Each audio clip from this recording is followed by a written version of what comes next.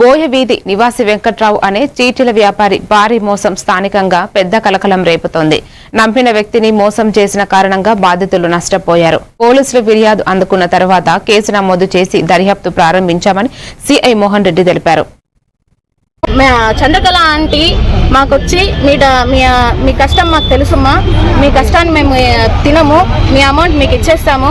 ఈ నెల అంటే ఫిబ్రవరి 15వ తేదీన మాకు బల్క్ అమౌంట్ వస్తుంది, ఆ అమౌంట్ రాగానే మీకు ఇచ్చేస్తాము, ఆడబిడ్డల సొత్తు మేము తినము అని చెప్పి కన్నీళ్లు పెట్టుకుని మేము నమ్మినాము. ఇన్ని సంవత్సరాల నుంచి మేము ఉన్నాం కదా, మమ్మల్ని వీళ్ళు మోసం చేయరు, మా గురించి వీళ్ళకి బాగా తెలుసు అనేసి మేము నమ్మి వేరే వాళ్ళు చెప్తా ఉంటే కూడా మేము ఆ మాటలు కూడా నమ్మలేదు. మేము నమ్మకుండా వాళ్ళ మీద అంత హోప్ పెట్టుకుంటే వాళ్ళు మమ్మల్ని మోసం చేస్తున్నారు.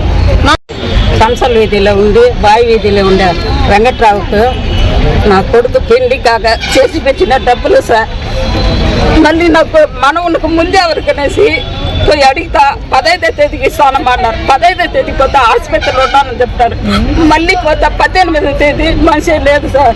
మీకు ఎంతో నాకు సహాయం చేసినారు, మిమ్మల్ని నేను వదలను, నేను ఇస్తాననేసి హామీ ఇచ్చినారు సార్. ఇద్దరు మొగుడు పెళ్ళము అంతే సార్. మళ్ళీ ఉరిమి లేకుండా ఖాళీ చేసుకొని కూర్చున్నారు సార్. 18వ తేదీ ఐపీ పెట్టినాడని చెప్పి పేపర్ క్లిప్పింగ్ వచ్చింది. ఆ మరుసటి రోజు నుంచి ఆయన పైన మేము గాలింపు చర్యలు దానికోసం డిఎస్పీ గారిని, సిఐ గారిని, దాని తర్వాత ఎమ్మెల్యే గారిని కలిసి మా గోడు విన్నవించుకునేదానికి వచ్చినాము.